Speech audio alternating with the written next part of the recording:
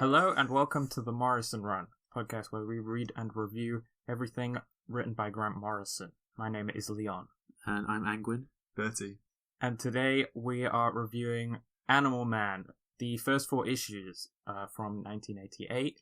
It's worth emphasising that these can be read standalone. It was originally pitched as a 4-issue story, so you might get hooked, but if you want to just try it out and there's no commitment to read the whole 26, you can read this first. And these issues are penciled by Chaz Truog and inked by Doug Hazelwood. First thoughts? I thought Animal Man was pretty cool. I think that the opening, where there's kind of like the, not a voiceover, but kind of, like in my head, if it was a movie, it'd be a voiceover, right? Yeah. I thought that was pretty cool. I grew a bit tired of it by like the 4th issue, but I think right at the beginning it's quite catching. Right. And it pays off quite well. I think it engages in themes that are that read a lot better in the modern day than maybe they would have in 1988. Right, yeah. And I think that Animal Man as a character is unique enough where, warrants reading at least the first 4 issues. I know that Animal Man gets weirder after these issues. I've only read these 4 issues so far, and I think this is like quite a clear example of like Grant Morrison taking a more obscure character that kind of people didn't maybe care about as much, and just in 4 issues making him into like a real person. Yeah, I think he was in Justice League Europe or something. Yeah. Or International. But it was like a character they just made to fill a team without many lines. Yeah. Maybe a small content warning. At one point in the first 4 issues, it alludes to like sexual assault, but nothing actually occurs.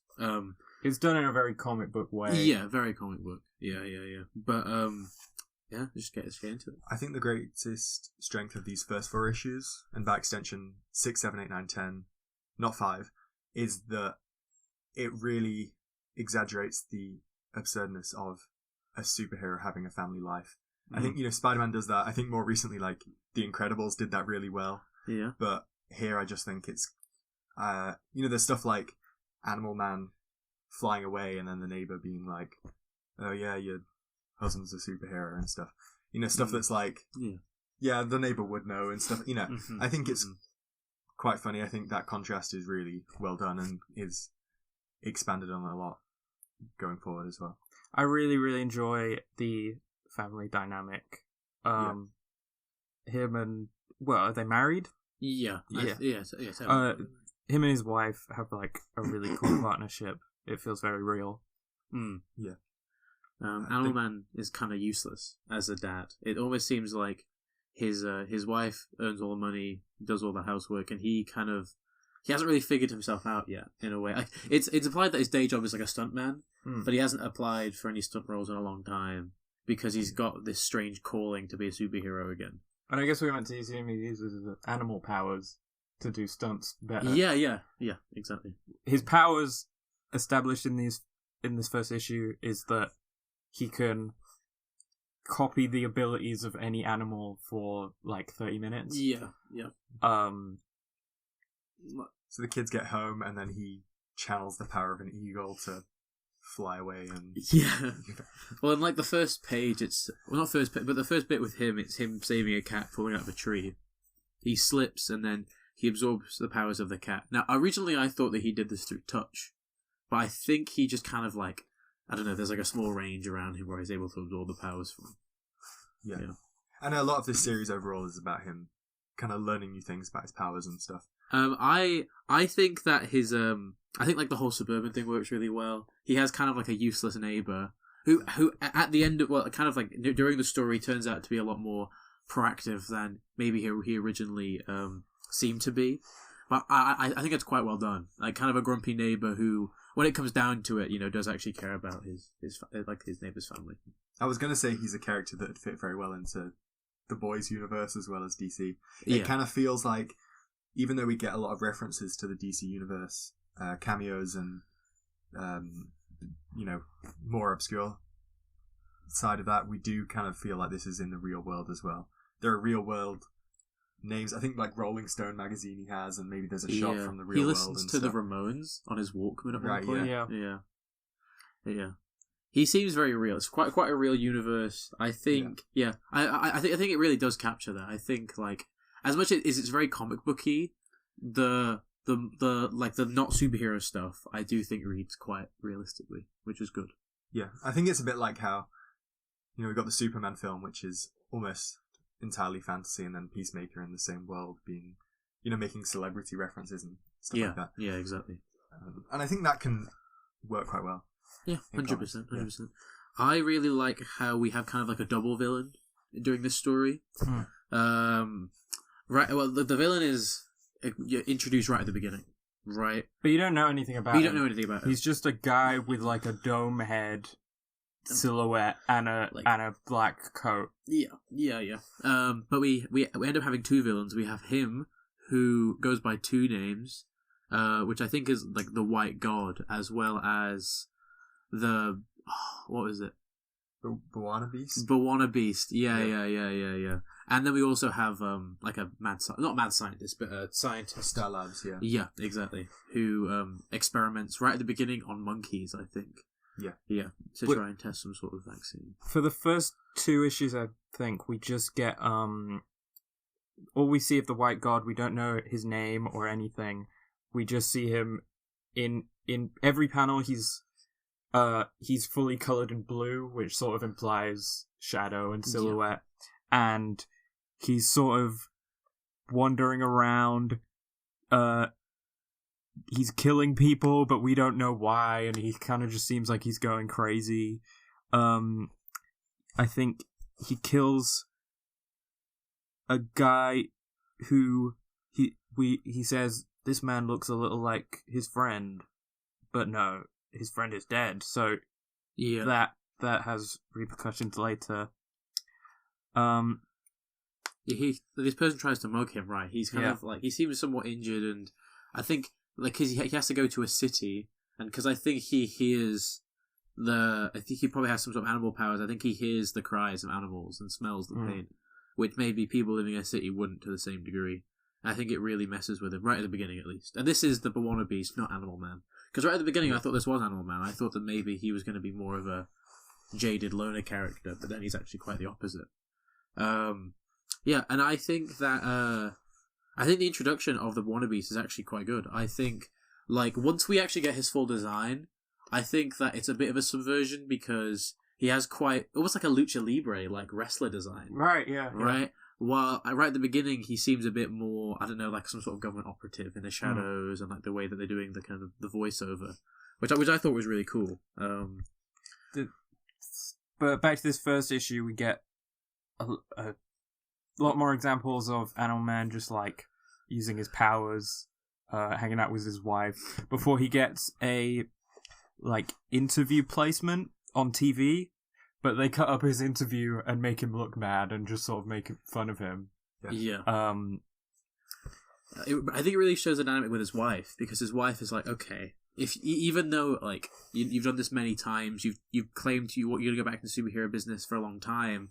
Even though I don't believe you, this time I'm going to help you, practice your powers. And I think here we learn that he can hold the animal powers for 34 minutes or something. He flies. There's this really funny, like, a small bit where there is, like, someone's fishing in a local lake, and his wife is like, you're not going to be able to catch anything. My husband is swimming in there. And he's like, I've been here for half an hour, lady. If there was anyone swimming, I would have seen them. And then he comes up from the water, and he's like, I can hold my breath for 34 minutes, which I thought was really cool. Which is quite cute, shows the dynamic. He also has two children. Mm-hmm. Maxine, their daughter, and then the older son, who I'm sure we get the name of, but I don't remember exactly. Yeah, I think the dynamic is that like the older son is a bit rebellious. He's got a t-shirt that says Heavy Metal Hero. I quite enjoyed that. And like the daughter seems a lot more straight. Like the daughter was doing storyboards like her mum, which I thought was quite interesting. Oh, right.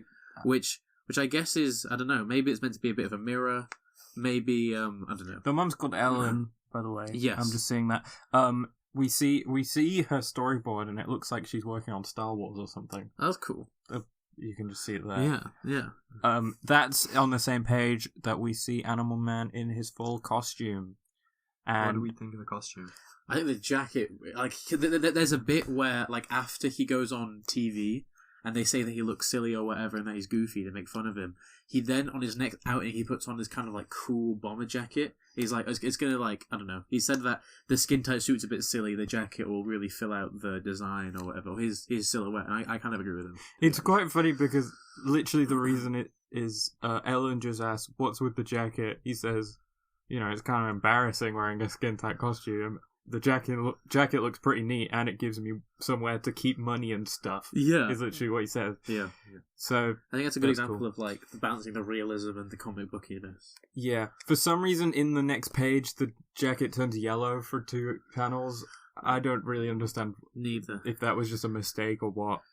Yeah. But the actual costume under the jacket I really like as well. It's actually pretty unique. I wouldn't usually love a costume like that where I guess just the colour scheme isn't really related to anything. It seems a bit random, but I think the fact that they kind of call it a bit silly and he's maybe trying to imitate other superheroes, I quite like it. And then with the addition of the jacket, I think is quite a fun personal touch. I agree. He seems jealous of Blue Beetle at one point. Right, yeah. So maybe there's some sort of influence there, but I don't think so because he's had the suit for a very long time. But yeah, so I think to establish like Billy's dream is to be good enough to join the JLI, right? A Blue Beetle's in it. We don't know if Superman's in it. He's not explicitly referenced, though he is in this small run. He just has like a little cameo. He says has kind of a brief, like, polite-ish conversation with Billy, but it does come across to me as a little flippant. I guess because Superman's a busy guy, and I think it really shows like that Billy is a kind of a small fry, in this whole superhero game. I think it's so like Superman. Even he doesn't really think he's worth having around to help out as a superhero. Exactly. I think it's a bit sad, but it shows Billy's determination to be a superhero, which I think is cool. But yeah, there's actually like kind of so there's the main story with Billy, Animal Man, who mostly seems to go by Buddy. Yeah, which is cool. Yeah. I don't know if that's his. Yeah.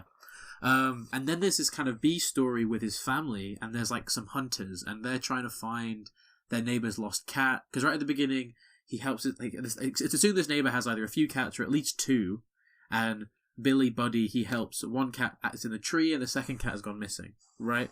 So then in this B story, we see some hunters hunting, needlessly killing animals. Right. And they kind of collide with Buddy's family, who are out looking for this cat in like the local woods or whatever. But yeah, I think that the whole switcheroo with the scientist is good because I think it kind of takes a stance on this whole, which not to like jump around, but then I think at the end or maybe in a few issues after this, they like Billy starts taking quite a strong stance on like animal issues and like vegetarianism and that sort of thing. It does seem like it would be strange if the B'wana Beast was actually the true villain of this story. Yeah. Because he is kind of in touch with nature. He's kind of like a protector, like Lorax's character, right? Whilst the, very classic, like the scientist is ignoring that sort of thing in the name of science. And when we first meet the scientist, who's working at Star Labs, by the way, which is the sort of DC staple. I mostly know that from the Flash TV show. When we first meet the scientist, I think we are meant to be a little suspicious of him. Yeah. Buddy is sort of asking him questions about, the scientists, they talk about the theory that AIDS could have started with monkeys, and then Buddy's like, I've also heard that the virus may have escaped from a military research installation, which is sort of hints towards sort of messed up experiments going on in like labs and things like that. And then in the final panel, we see this big sort of monkey monster. It's like if 6 monkeys were Clayface. Yeah. It's quite striking. I quite like this full page spread. Like, you kind of get... I think in this spread, you kind of become a bit more suspicious of the scientist, because he seems unfazed by it, kind of stood in shadow, while Buddy, quite rightfully is terrified by this kind of, like, amalgam of monkeys that are screaming. Yeah. Yeah, the art in this comic wasn't a draw for me at first. I think it is very well done and very well coloured, but it's kind of... you got very funny looking face expressions and stuff, and I think that's intentional, but then when we start getting more absurd imagery and kind of more horrific stuff as well, like this monkey monster, the art really works, and I think seeing the series in some ways evolve into more absurd ideas, it is nice seeing the art evolve in that same way. And I do think the panel layouts and certain things like cuts to silhouettes and just like, you see a bit like spider senses almost around Animal Man, I think are very well done. I think it's like quite creative, the art, the way it's laid out. Yeah. What are you guys' thoughts on the Beast story with the hunters? Because I think that story is really kind of like the... Political might be the wrong word, but I would say kind of like emotional focus of the story. Where it's right. like the themes of conservationism are kind of stronger in that rather than the Animal Man story, because like Buddy for a lot of the story is kind of bumbling. Like, I think one of the like, he loses an arm during this. Like, he gets in a fight with kind of a lesser like villain, and he loses his arm and he almost dies, right? So during this story, like, there's like, he isn't really able to engage properly in these sorts of themes. He's just kind of like trying to do the superhero thing. While his wife, who seems a lot more competent, to me, is able to engage in these sorts of, these themes a bit better. Where, like, she's trying to go out and, like, rescue an animal, and the villain seems to be kind of this hyper-masculine group of hunter, like, American hunter guys. And one of them takes it, like, way too far. And, like, they attempt to kind of, like, it starts off like with them just harassing her a bit, and then it almost moves into like a lot more racy territory. So much so that even his, like, the friends, I think this seems to be the dad or some sort of uncle character, even his, like, the people with him think this is too far, and ultimately he gets shot. I think by someone with him. I think first he gets shot by the neighbor because Maxine runs back to the neighbor and brings him over. So I think the uncle gets shot by the neighbor and then gets shot by one of his associates. But I think here, like, you really start to, it seems natural, a story about Animal Man to do about, like, conservationism and, animal rights and that sort of thing. But I do think that without this Beast story, those themes wouldn't really carry it in the same way, for me at least. I think the A story is pretty explicit in everything, and I think it does tackle it kind of head on. But I think the B story just gives us a more personal and realistic look at it. Yeah. It's sort of it's just sort of more about how, like, real men that you might meet have a real impact on nature and things like that. Yeah. Whereas the A story is more about, like, bigger systems of scientists and colonialism and that kind of effect on animals. Yeah, I think that's fair. Because you have like Juba, who seems to be... do you guys get the impression that Juba is like his lover, or like, I don't know, maybe like a family member? I just think I thought it was just like a monkey that was his friend. Yeah, I thought that, like, they were like together. I don't know why I thought that. If they were, how would that affect you? There are some of those vibes because he is like the white god is like which maybe I'll talk about that in a second, but like that name does feel weird. And the whole like racial kind of elements of that character are interesting. This will be expanded on later on in another arc as well. So, but I think there are some of those like elements there where it's like, this monkey could be his lover, but that's definitely not explicit. No, it's not explicit. But like example, like near the end, he's like holding Juba in his arms, and they're like, and what happens is basically there's this like red monkey who is intelligent enough to like feel emotions properly, and to test the vaccine on an animal that is as close to a human as possible, they steal Juba from like Mount Kilimanjaro, right? Which I think is where the White God lives, right? Yeah. There's this really cool bit where he's like flying on like a manticore, and I was like, that's so cool. I think because he combines a lion with, I don't know, some sort of dragon. It's Yeah, pretty awesome. throughout this series, Animal Man fights these sort of chimeras Yeah. of animals, like a big rat guy, and we see in a flashback we see like a cockroach guy. Yeah. Issue 2 is also where we meet Superman. We get that brief interaction.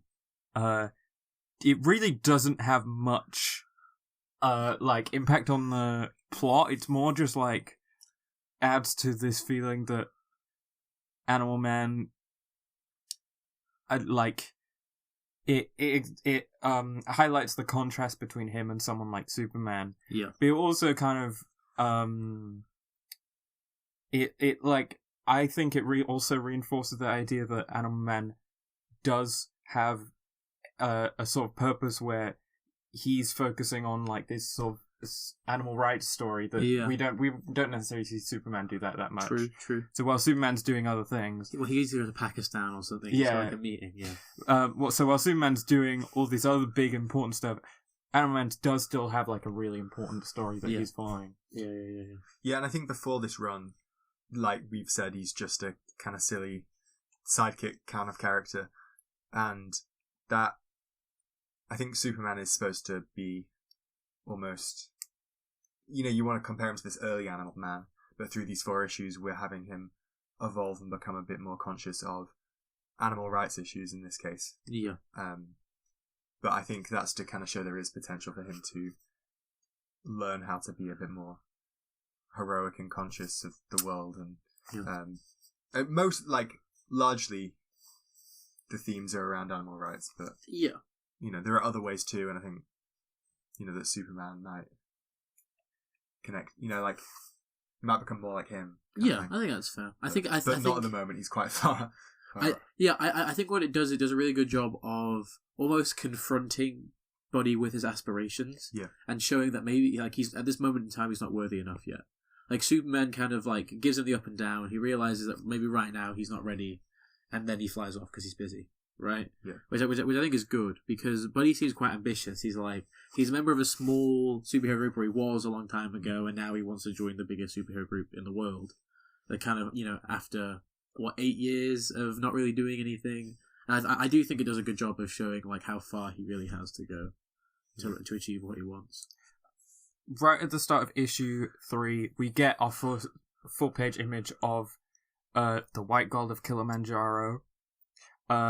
And we haven't said this. He is explicitly a white man who couldn't really figure out how he's involved with Africa. Is he meant to actually be African, or I don't know. I can't really think tell. He just lives in Kilimanjaro, and maybe he but he went to war there, and we get a flashback where he was involved in a civil war there. His friend died. And then, so he, got revenge and kind of went insane. Yeah. This is a pre-existing character as well. Oh, really? Yeah. Okay. But, not one who has really been a main character in someone's story. He's just been Yeah. I don't know when he debuted, but it was a while ago. Yeah. Well, the impression we get is that his friend gets killed whilst he is the White God, right?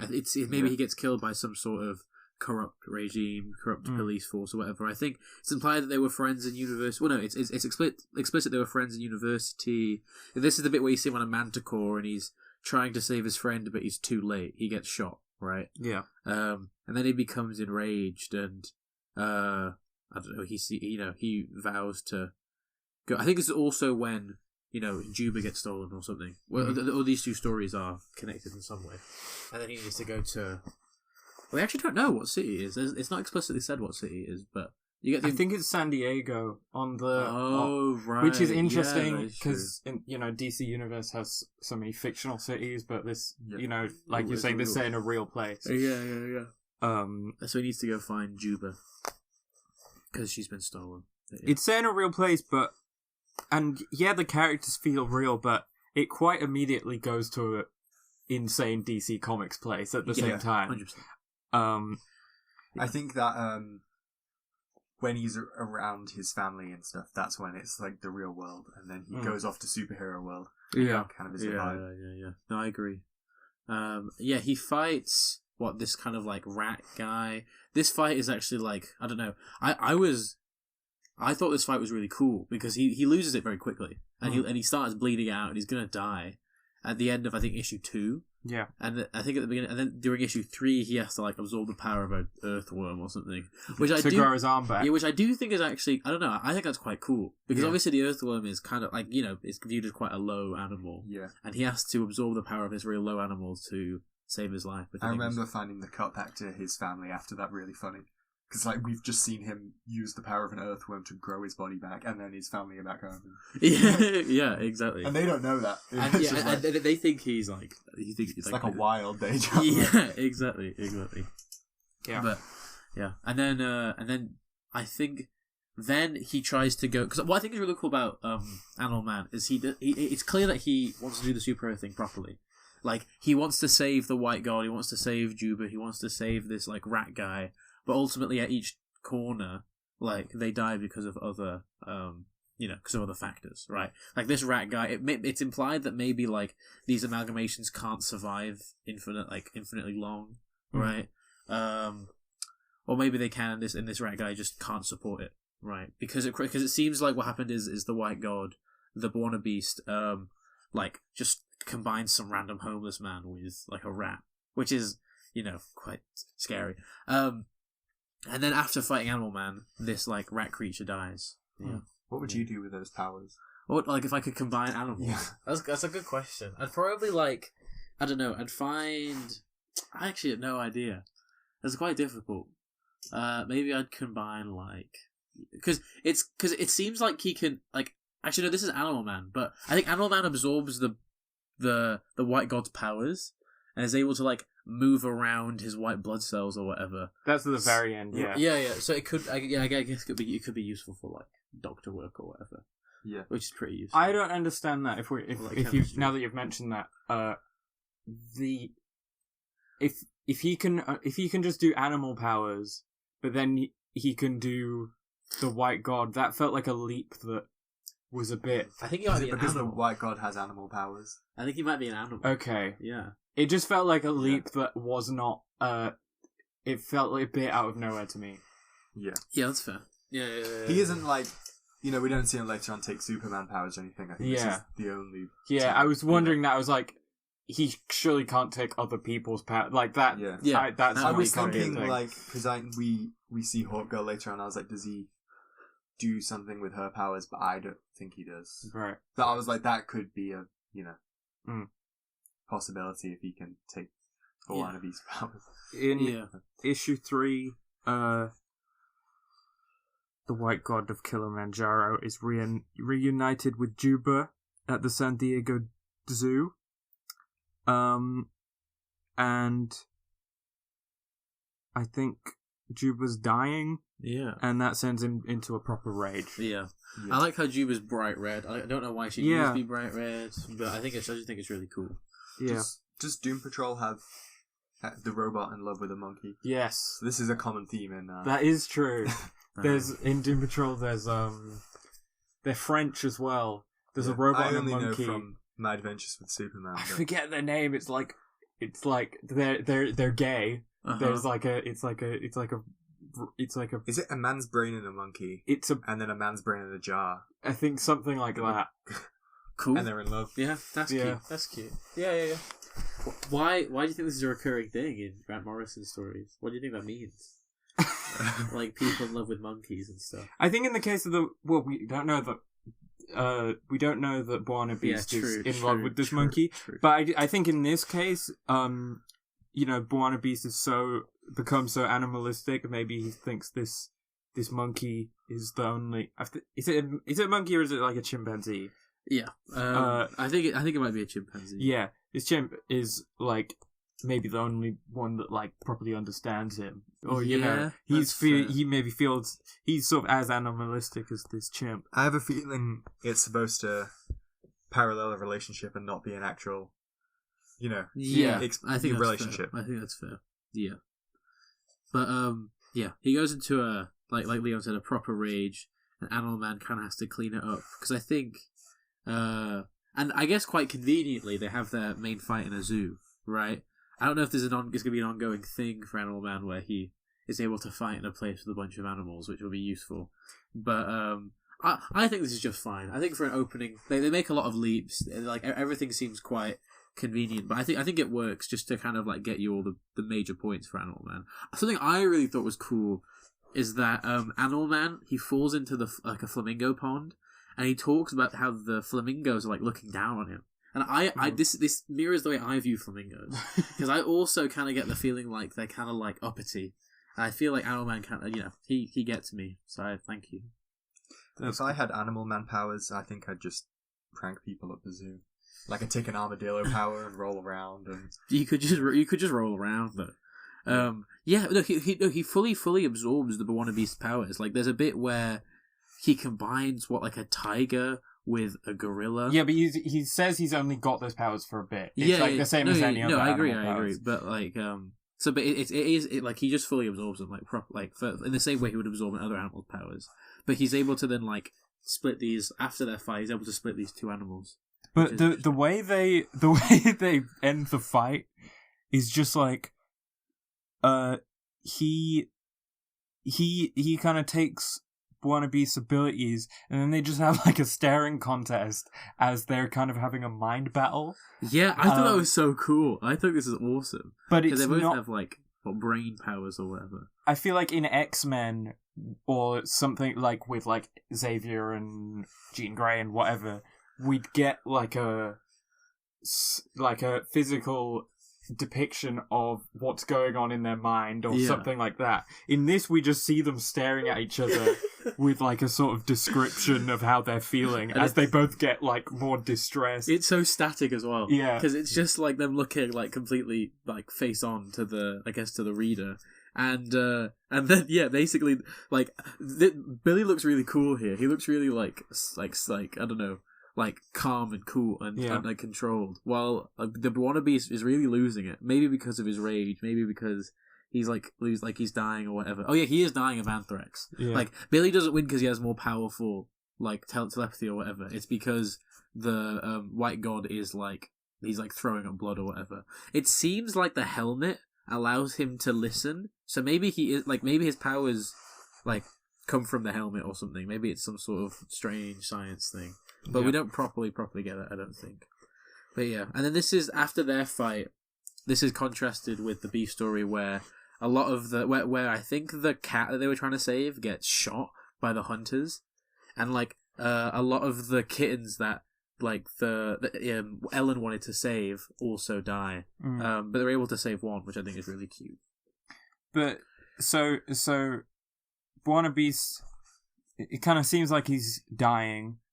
And then Animal Man but Animal Man sort of uses those powers to manipulate his white blood cells and stuff, and something with because he can like join stuff because he can join animals, so I guess he can join the blood cells back together is what that says. But he kind of he just props him up against a wall because he's like, am I gonna? What he says? What was I supposed to do? Take him to jail? I don't really want to do that. Like, I think that's which fair. I quite like. Yeah. And then he is able to use those powers to separate all the animals that were combined. Yeah. And then he just sort of gives the scientists like a proper telling off. Yeah, like he wants to go and just tell him off and not punch him, but then like he loses it and he just kind of whacks him in the face. But that still doesn't feel satisfying enough, which is why at the very end we get a scene of Bwana Beast sort of coming into this lab, and he combines Juba. Juba, who is dead Yeah, at this point. but I think that they wanted to experiment on Juba. Yeah. I think Juba's dying or dead, and we see Wannabes combines the scientist with Juba. Yeah, and then I think what it's implied that there's like a very painful surgery that happens. Yeah. Yeah, it's actually horrific. I think it's a horrible, horrible ending. I think and then you see like the scientist with kind of like Juba's like features are now replaced by like the blue eyes and blonde hair of the scientist, and he's just like screaming. Yeah. Yeah. But right before that, we get a little conclusion for Animal Man and his family. He's reunited with them, and one of the kittens survived, and they've got a little kitten. A little cute kitten. And that's lovely. Yeah, I thought it was, yeah. I think, yeah. I think these... I was actually very invested in both stories, which I think is good. I mean, Yeah. a lot of stories do A and B stories, but I think that the ending of the A story is, like, really, really scary. So I think it's good that they have, like, a really cute ending for the B story. And this is this fully sort of wraps itself up. I can see how this would have just been a mini-series. Yeah. What do you think about the alternate timeline where this was just a mini-series? Do you think Animal Man has any, like, relevance? Well, I think someone else could have read that and taken over. Yeah. I think, because Grant Morrison said that when they wrote the first 4 issues, people liked it, wanted more, but they didn't just want to do a kind of... there were a lot of things like Watchmen around that time that were take a hero, deconstruct it, and they said, I've already done that a bit in this 4-issue series, and I don't just want to, like, keep doing that. I want to find a new... If I am going to do that, find a new way of doing that. I don't just want to do... Yeah. Animal Man gets more and more depressed and still does normal superhero things. So the next issue we're going to read, issue 5, is very different, and that kind of influences certain aspects of the series going forward.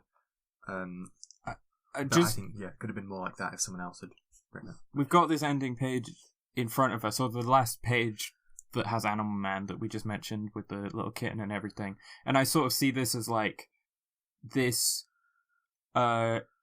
shows some hope for his family, and it shows that Animal Man, if he's sort of found his purpose in this story to deal with be a superhero dealing with like animal rights problems, then this is the hope that he gets from that story, that this little kitten survived. That's the kind of good that can come out of that. Yeah. No, I agree. Yeah. Yeah. So I think it wraps itself up quite well. I do think, whilst obviously Animal Man doesn't, like, I wouldn't say he achieves what he wants to achieve, he does go through an arc where he kind of becomes more reliable. He decides for him what it looks like to be a superhero, because, I mean, I could imagine Superman maybe, like, taking the wannabes to jail, right? Because that seems more natural for a superhero. It's clear that Animal Man kind of has a different moral compass, where he doesn't view Beast as someone who needs to be punished, but he's just gonna... it's a bit maybe too big for him, or he thinks that Beast just kind of needs to be left. Which does lead to the quite horrific ending, but I do think that that's quite unique for Animal Man. Yeah, I do think Beast in this story is... He's more conscious, but he's kind of used... he represents the same thing as an animal in this story, where he is sort of... abused by, like, colonial scientists and things like that, and everything he does wrong is just a result of the system that has kind of produced him. And so Animal Man, I guess, doesn't really feel he can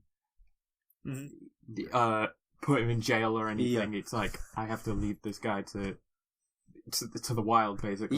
Yeah, I agree. Because, like, the Beast is quite coded as just kind of being an animal that looks like a human, so I think it makes sense. It's also, I think it's quite a difficult situation for Billy to be put in, but I think, he makes quite a unique decision. I think it's Was DC trying to rebrand themselves as a bit more approachable for adults than Marvel when not Rebirth, what was it called? Post-Crisis. This is Vertigo, right? No. Well, I don't know. I If you've think got it- a new copy, it'll say DC. So on these original on the covers of the original issues, it just says DC. I'm not sure when Vertigo started quite. On the cover of these original issues, it just says DC in the corner. Yeah. But I think it was republished and re-put under the title of Vertigo. The main thing I noticed is these issues are edited by Karen Berger, who was the chief editor of Vertigo. Yeah, right. So, yeah, like I said, I'm not sure exactly when Vertigo started. If it was after this, then this is definitely like a like, this is a Vertigo prototype kind of thing. Yeah. Yeah. Because I think that imagery at the end of a scientist being fused with a dead monkey is just really quite horrific. Yeah. I mean, this is the same, even like without Vertigo, this is at the same time as like John Ostrander's Suicide Squad, and mentioned in this is Justice League International, which those definitely aren't on the Vertigo side, but they are just slightly darker DC stories with more real feeling characters, I would say, and this definitely reflects that whole movement of the time. Yeah. Are we gonna do a rating? Yeah. Well, what do you rate it out of? Should we rate it out of chimpanzees? I don't mind chimpanzees, but I'm not married to the idea. Okay, how many chimpanzees out of 5? I'd give it. I actually really like it. I think it's really cute. I'm definitely more excited for the stuff that comes after this. Yeah. But I think this is very solid. I think it's very comic booky. It's quite heartwarming. It kind of hits everything, all the tones you want it to hit. So I'd probably give it out of 5 chimpanzees. I'd give it like a 3 out of 5 chimpanzees. Right. Okay. Yeah. Yeah, I love Animal Man. I think because it's not my favorite arc in the series, I'm not going to give it 5. But I think 4, I really like it. I think, yeah. I'm in the same range, 3 or 4. I think as a comic, this is a really good superhero comic, just taking a character and making them interesting. But just compared to other Grant Morrison comics we've read, I felt that I didn't feel as much to dig into here. Yeah. It was all very much just like on page. It's quite explicit. Yeah, I think what really elevates this is we've talked about before Grant Morrison's ability to do conversational dialogue. Yes. I think because there's a lot of great writers that can come up with these ideas, but I think actually being able to write a family that feels like a family and also entertaining superhero stuff just, I think, really brings this up to a high level. So. Of what we've read so far, this is the best highlight of Grant Morrison's ability to just write real people and real family drama and things like that. And we're going to see bits of that throughout other comics, but it's usually always paired with some big sci-fi idea or something that makes you not necessarily think about that as much. Yeah. So, but this one very much has that feature on display. Awesome. Right. Do we want to get some lunch? Yeah. Well, thank you for tuning in to this week's episode of the Morrison Run. We hope you enjoyed. Please follow us on Instagram. Subscribe to our YouTube, Spotify, everything. And leave a review. Yeah. Review. Comments, please comment. But yeah, thank you for listening. I've been Angwin. I've been Leon. I've been Bertie. Yeah. Do we know which issues we're doing next time? Issue 5 is very famous. Bertie was telling me how it's like the highest rated issue. I think when I looked, yeah. Yeah, which I think is fair. I think it's really, really good. All you Looney Tunes fans, please tune in. Next episode, we're doing issues 5 to 13, as well as Secret Origins issue 39. That's basically the rest of the first half of Animal Man. Yeah, it'll be great. It'll be great. Yeah. We're off to get some lunch now. Yeah. Have a great rest of your week. Bye.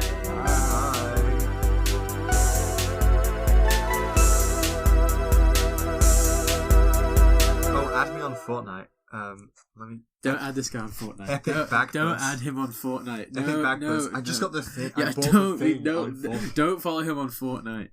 Yeah, you can follow me. You can get Play me on Fortnite. Fortnite at I'm senseless. No, I'm senseless face without the second E. Yeah. Don't follow There's any a of these guys space, on like Fortnite. an underscore space between Epic and Bagpuss.